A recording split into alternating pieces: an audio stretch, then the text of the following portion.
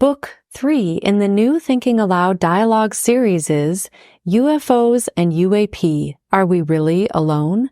Now available on Amazon. New Thinking Aloud is presented by the California Institute for Human Science, a fully accredited university offering distant learning graduate degrees that focus on mind, body, and spirit.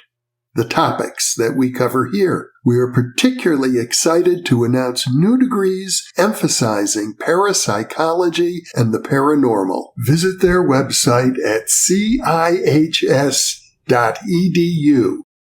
You can now download a free PDF copy of issue number 8 of the New Thinking Aloud magazine or order a beautiful printed copy. Go to newthinkingaloud.org.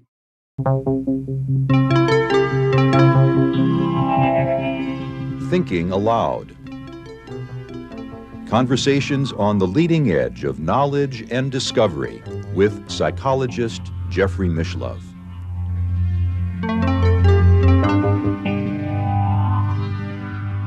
Hello and welcome. I'm Jeffrey Mishlove. Today we are going to explore the topic of how to summon a UFO or UAP.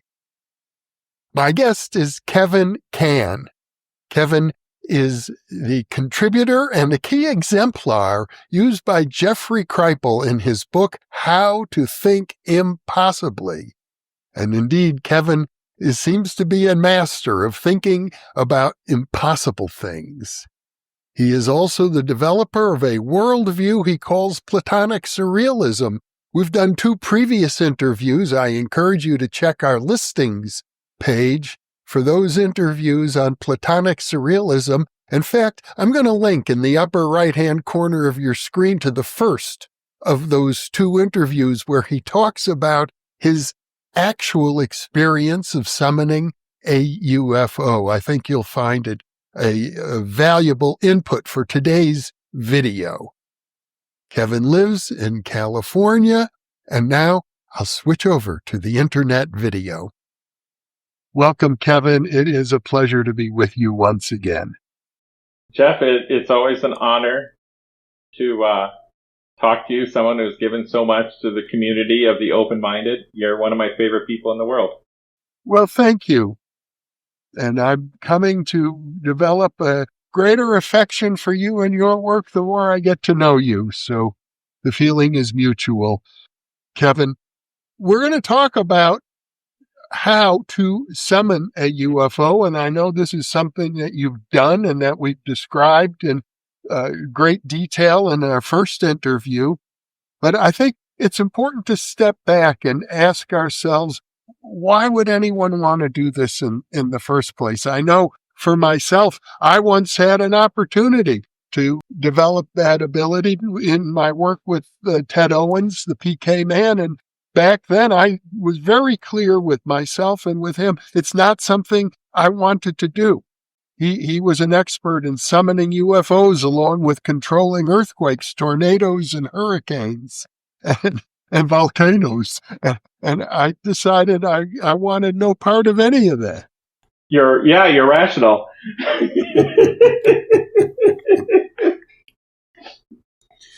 Okay, well, let me just, let's take the cue there then.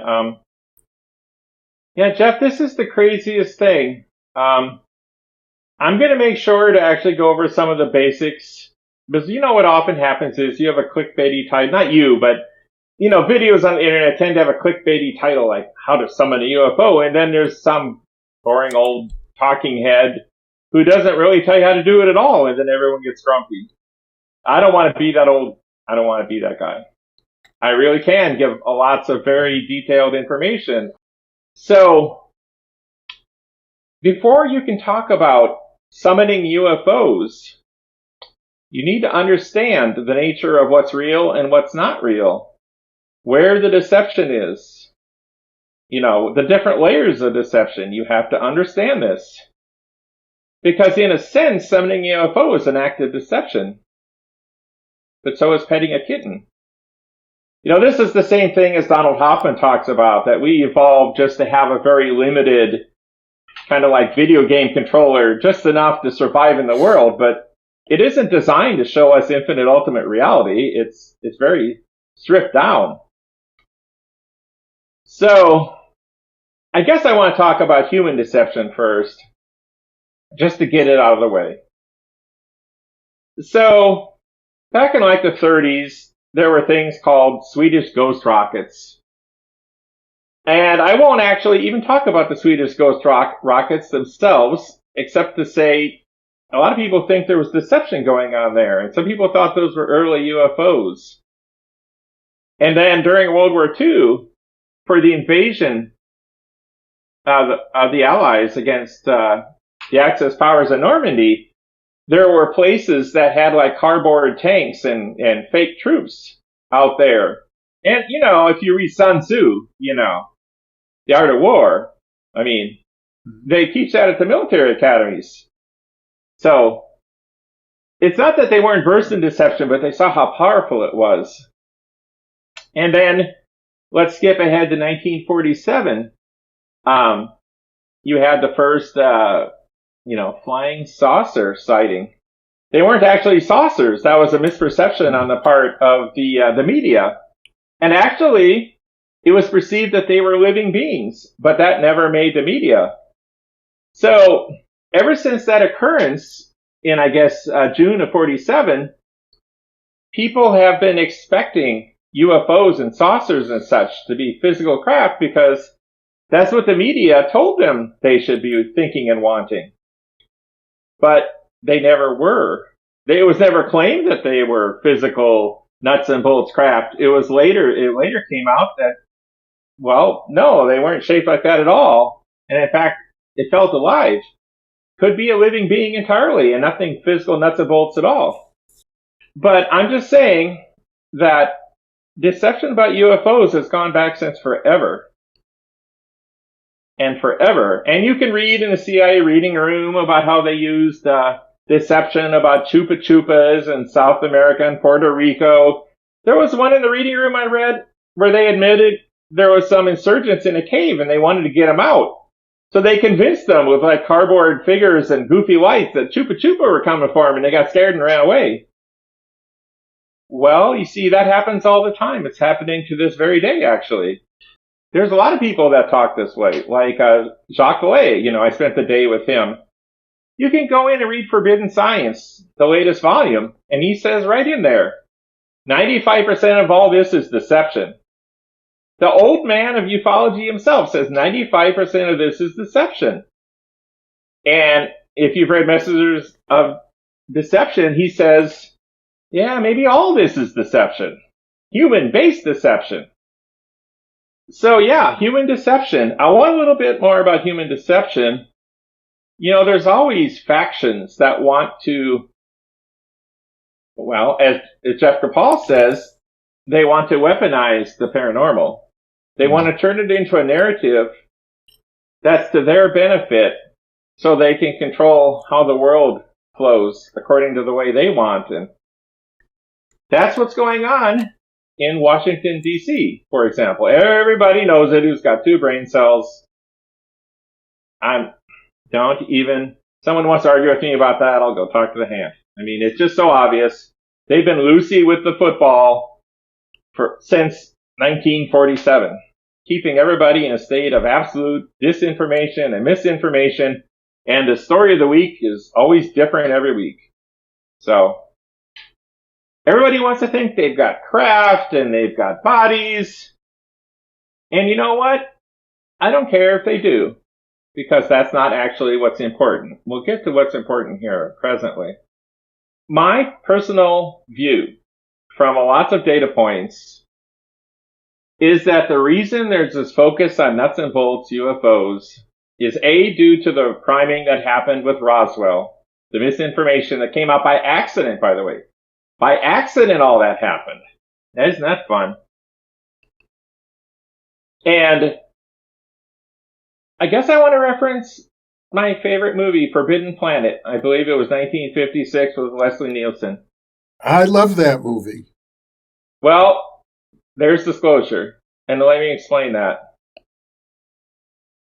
So the Krell in that movie, the ancient race, they had technology that could turn their subconscious thoughts into reality, and then that affected the world around them. Does that sound familiar? Why gosh, what if we were like cosmic mitochondria that could do that sort of thing out of the box? If that was built into human beings, you'd think that would happen quite a bit. Well, it does. It happens daily. It happens constantly. You know, if you've got a friend who's dying and you can't get to them in time, that inbuilt mechanism that human beings have evolved, it'll flare up and it might contact that person before they die. You have a nice little conversation. Or maybe right before they die, they do it and they form the connection. And you see them and you have some closure. Or maybe after they're dead. That is UFO summoning. See, nobody knows what a UFO is. Well, I do. But I'm a nobody, so there. It's the same mechanism. If you're a Catholic saint, if you're a devil worshiper, you're all doing the same thing. It doesn't matter what your religion says. It doesn't matter what your philosophy says. It doesn't matter what you believe. It doesn't matter if you want to call it angels or demons or God or humans from the future. Though that's actually a better one than most, and we can go into that sometime. It doesn't matter any of that. That's just the sprinkles on top of the summoning. What makes the summoning work is your own human body. That's what makes the summoning work. It's all built in. It isn't hooey. It isn't gobbledygook. It isn't woo-woo. It's just how our physical bodies work. It powers everything. All the stuff that you study, Jeff, it powers all of it. All the UFO stuff, it powers all of it. And the only thing it doesn't actually power is the deception by the human authority figures. It doesn't power that. Though it actually augments that. That's called the accidental summoning hypothesis. So, let's get a little more into the other form of deception, the non-human form of deception. Now that is some fun stuff. Because you see, when you get too big for your britches, the phenomena will take you down. And there's a reason for that, by the way. Why the phenomenon, and we're going to get to what the phenomena is. Why the phenomena takes down people eventually. So why it let Ted Owens go so crazy for so long. You know, I have a theory about that. He was such an entertaining fellow, he didn't want to stop watching his performance. That's actually kind of a secret there. If you're just all boring and prideful and arrogant and you're no fun at all, the phenomena will come get you pretty quickly. But if you put on a fine show like a Uri Geller or, a Ted Owens, you might have years of fun doing these things. So, what this all comes down to is that humans co-evolved with something that I call cold plasma. I also call dream substance. By the way, my last interview with you, I called it dream substance because I didn't want to open up the can of the plasma stuff. It didn't seem time for it, and but now I'm opening up that can of stuff.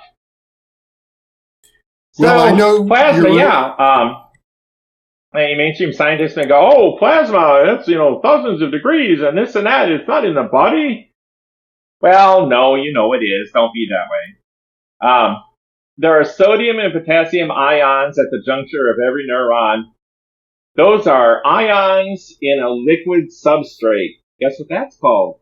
That's called plasma. See? It's just standard science. Now, all this has been suppressed, People have been put in insane asylums for researching this, and then the military has multi-year contracts studying it after they put the person in the insane asylum. Yeah, this plasma stuff is the disclosure in many ways. And this is what the human authority figures don't want to have revealed. It's not hiding under the ocean. It's not hiding in the skies. It's hiding in your nervous system. It's hiding there.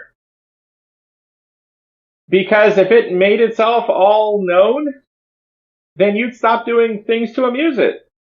Right? It would screw up the petri dish. we are being observed by our own nervous system, which is in symbiosis with another form of life that has been here since the first cell was formed. And I had an incident where I had a period of missing time for about 5 or 10 minutes where I watched it happen. I was standing there watching life form on Earth the first time. The plasma entity from L4 and L5 moved in a little closer. I wondered why when I was there, why I saw everything was yellow. Well, that's because there was no oxygen yet, because life hadn't formed yet. The atmosphere was yellow because it was full of sulfur. Now, sulfur, that's another fun one. There's a book called The Brimstone Deceit by Josh Cutchin, you should read. Yeah, I was there. Plasma hovered over the waters of the earth. There was water. Seemed to be right after the bombardment phase was over. There was no oxygen. There was like Category 6 hurricane fuss everywhere. And the plasma generated and shared something akin to a room temperature Coulomb crystal, it's called. It's something that a dusty plasma can make.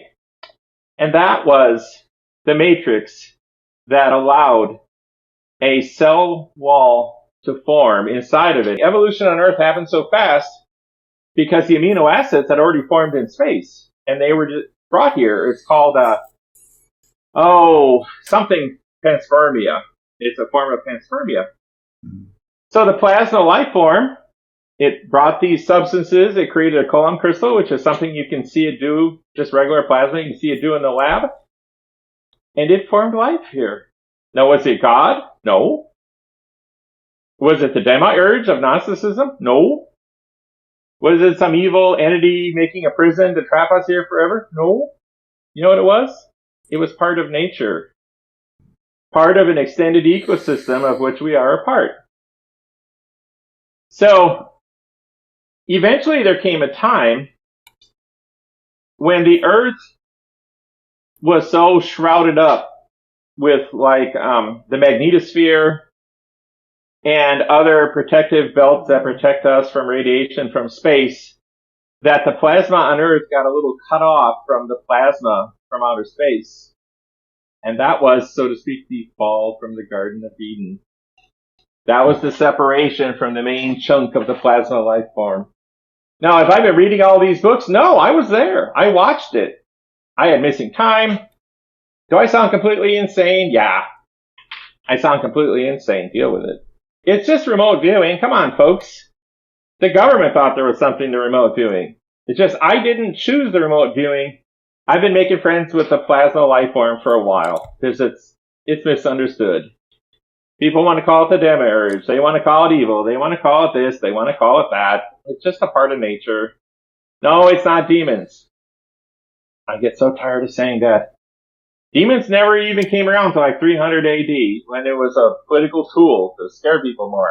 That and original sin. That never existed in the Bible at all. Yeah, I don't want to get into all that. But anyway, now I'm drifting. So, here's the thing.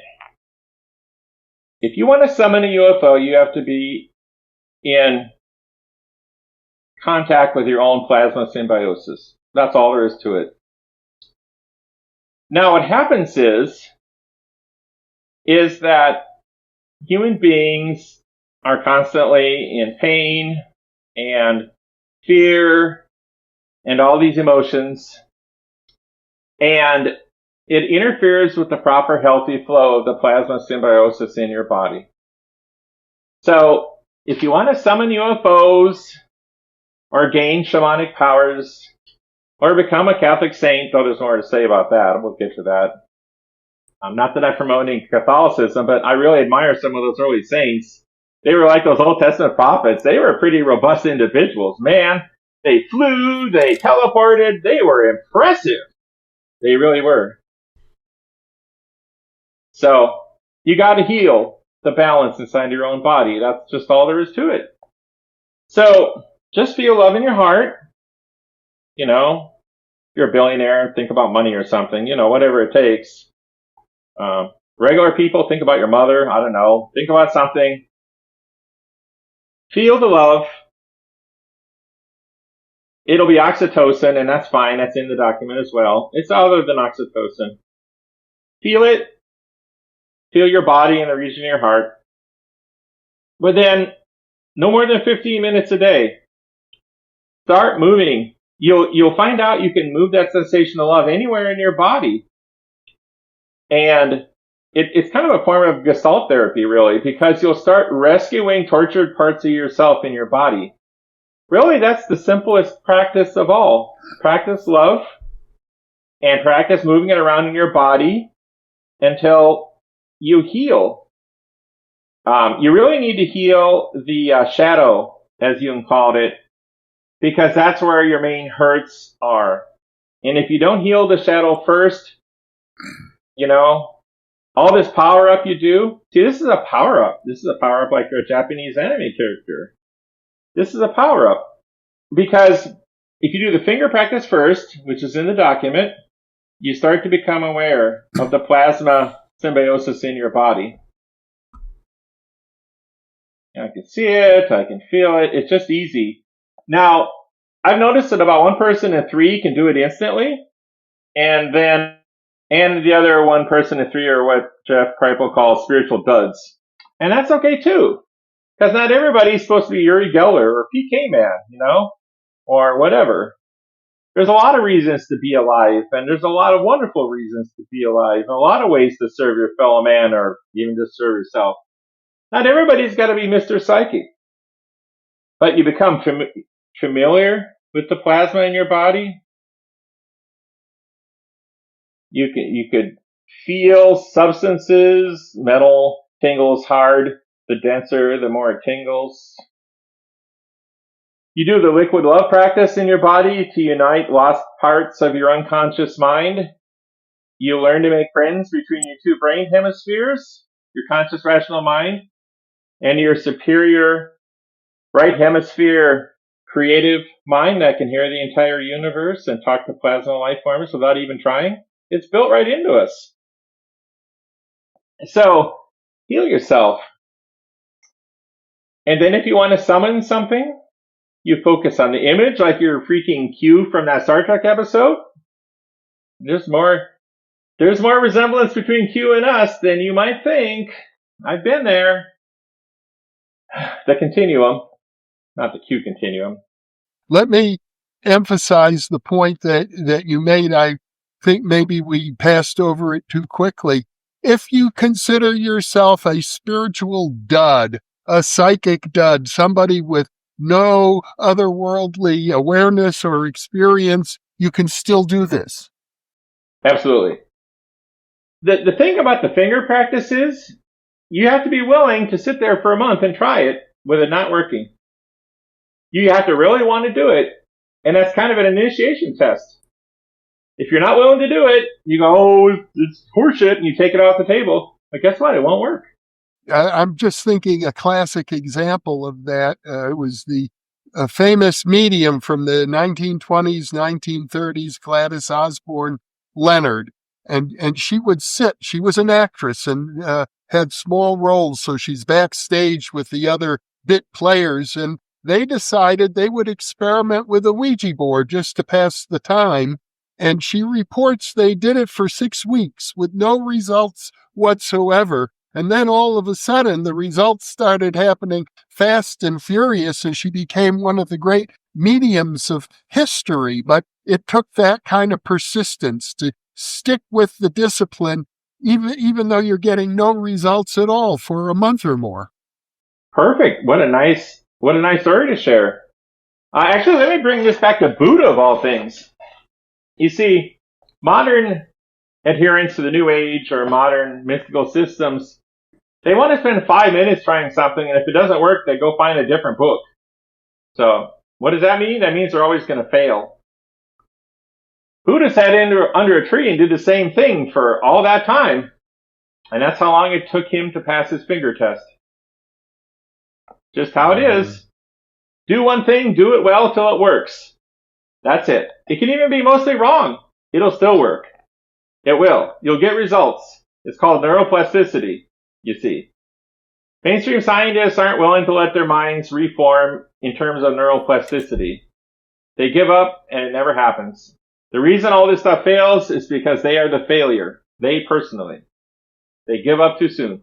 So many of the reports we hear talk about psionic assets, people working with the government who have telepathic abilities and project love out to the UFOs that supposedly exist out there, and they pick up the signal and they come in for a closer look.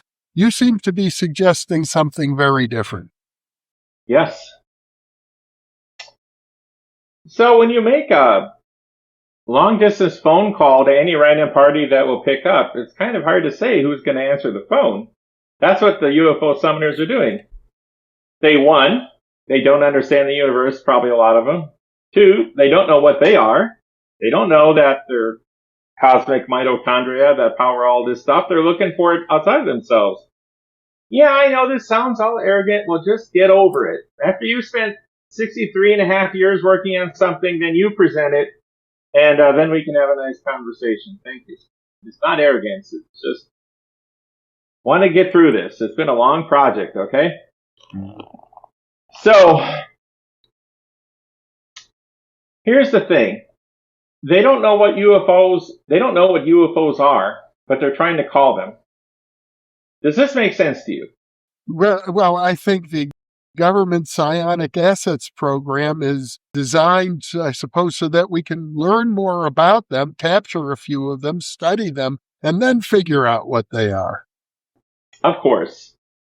But you see, there's that Cold War mentality.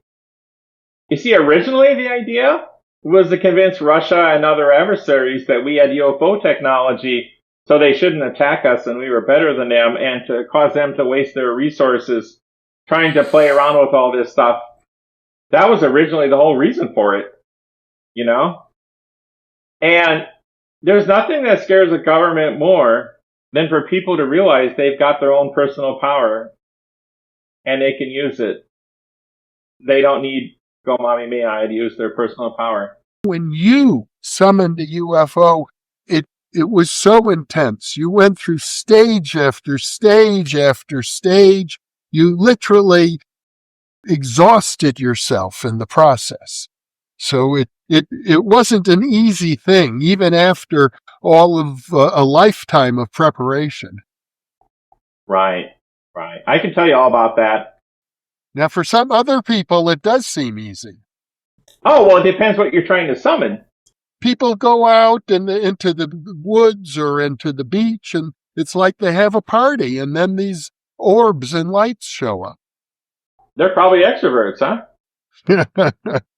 No, seriously, that's the key. Mm-hmm. Because if you can give your love away easily, you see, if you hang on to it, it doesn't leave your own plasma orbit, so to speak. You have to send it out on its own. It's in the procedure in the manual. So that is a type of summoning, and it's much easier. Now, is that type of summoning going to cause a craft the size of the U.S. Enterprise hover over your house and have beings come in, open up the back door and come in and paralyze you and do all these things? That's kind of a different scenario, and that's what I experienced. So the reason it was so hard for me is I didn't quite exactly know what I was doing yet. Now, how long has it been since you've heard a spiritual figure say that? I didn't quite know what I was doing yet. I could have let out a thimble of energy and it would have worked. It would have summoned something up. But I gave it everything. Everything. I gave it like 90% of my store. And so what was different about that scenario is the sentient laws of physics didn't know quite what to do with that. So it had to send in a ship. And almost everything I would need to know to talk to you now from that one event.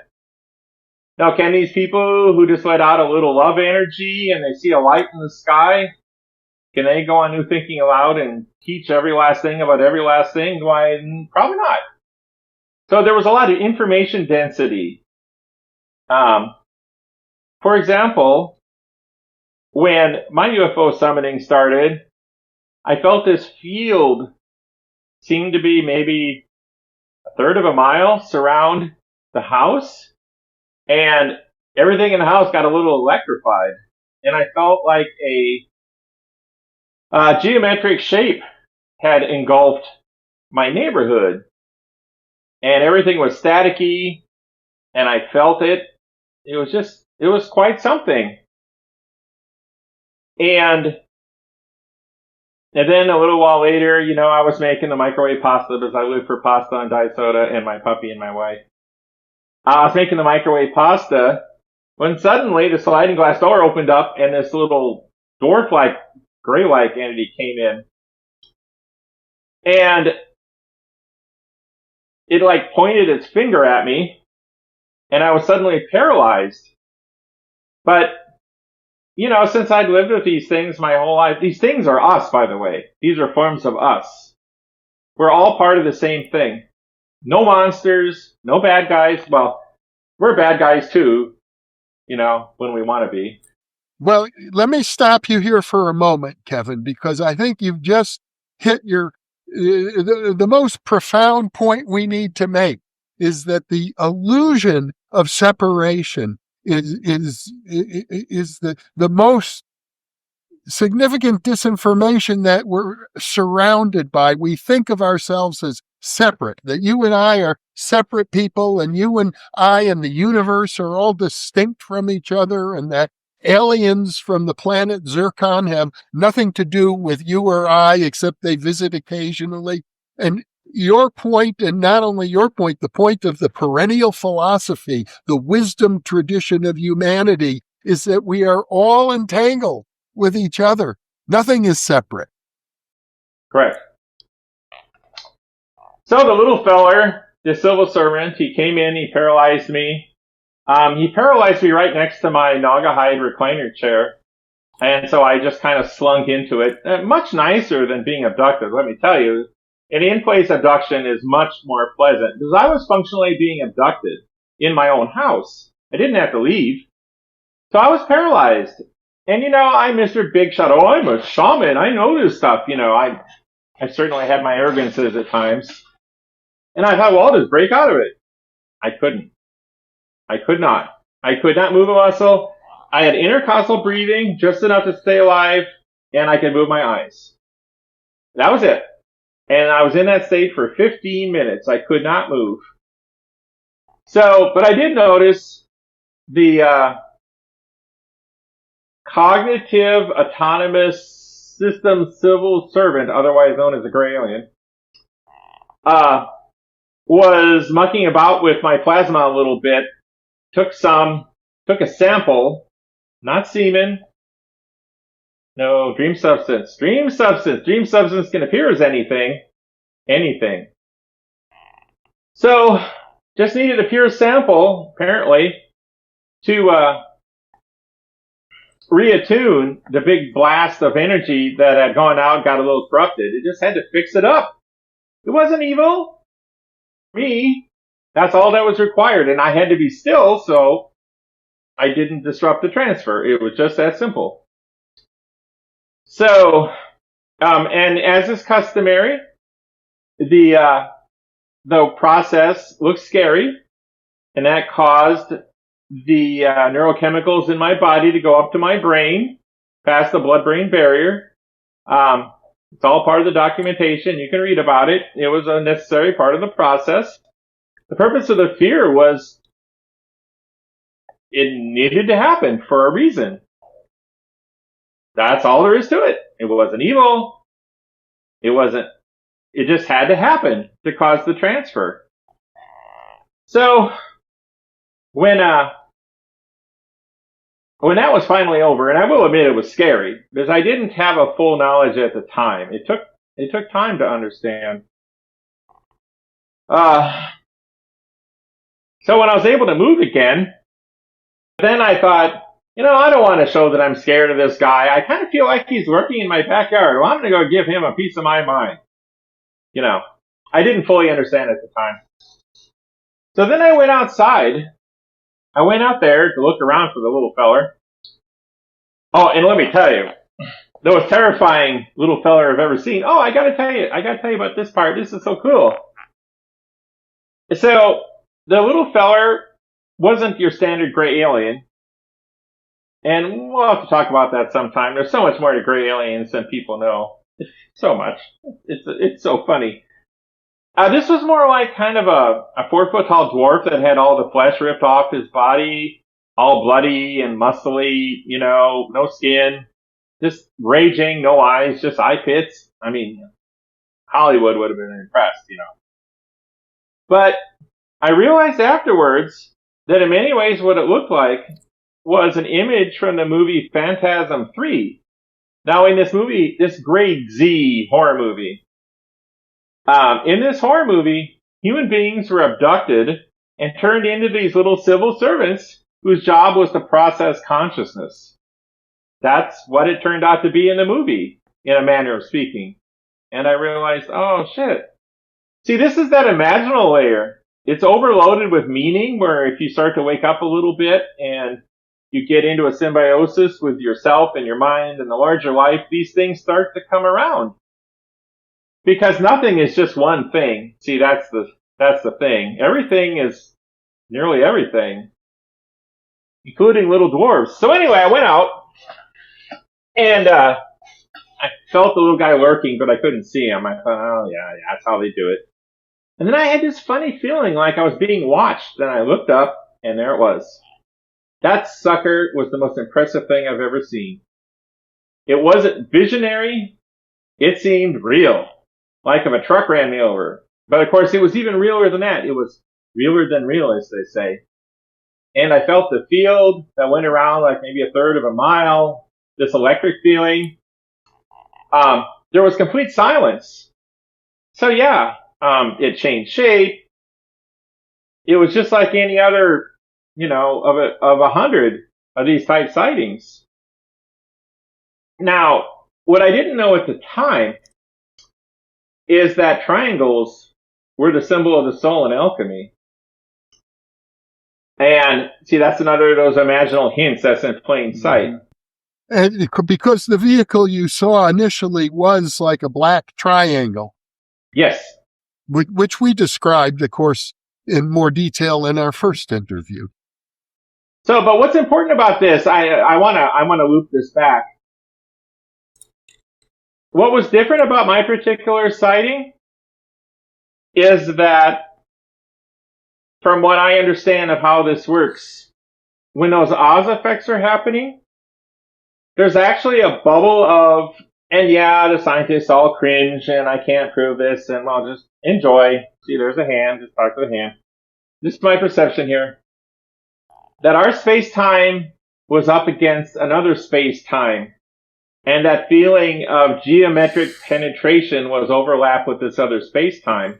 If people wish to summon a UFO, what you're suggesting is it would be good if they had some understanding of what they're dealing with. And although what you're describing seems in many ways unbelievable and incoherent, that's the reality that we have to contend with. Correct. I know how it sounds. And I don't have any book to hawk. I don't make any money from my YouTube channel. I've got, I think, 37 people on it. I'm not going to make a penny off of this. And a lot of people think I'm cuckoo for Cocoa Puffs. And, well, enjoy. But you know what? I put 142 pages out there. We will link to it in the description of this video. It links together modern science, 5,000 years of yoga, Kundalini yoga, biochemistry, plasma. It links it all together, and it's, in my view, not incoherent in any way. No, it's really quite logical, and I appreciate all the effort that went into it, Kevin. But I think this may be a good point to pause. It's really a lot for our viewers to digest for now, and I will have you back. I know one of the things I want to explore in greater depth with you is the whole question of disinformation. And from my point of view, the biggest form of deception of all are the ways in which we deceive ourselves. Yeah, Platonic surrealism is designed to help stop all that. People go, you can't use the mind to disassemble or change the mind, and you're right, but there is a way to do it. Platonic surrealism teaches it. It's very simple. Well, Kevin Cann, once again, thank you so much for being with me. Thank you very much. And for those of you watching or listening, thank you for being with us, because you're the reason that we are here.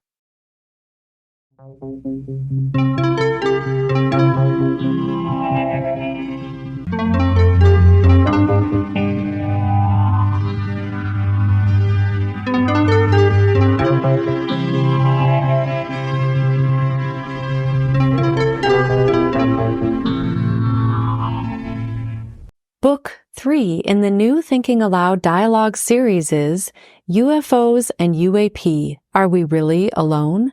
Now available on Amazon. New Thinking Aloud is presented by the California Institute for Human Science, a fully accredited university offering distant learning graduate degrees that focus on mind, body, and spirit.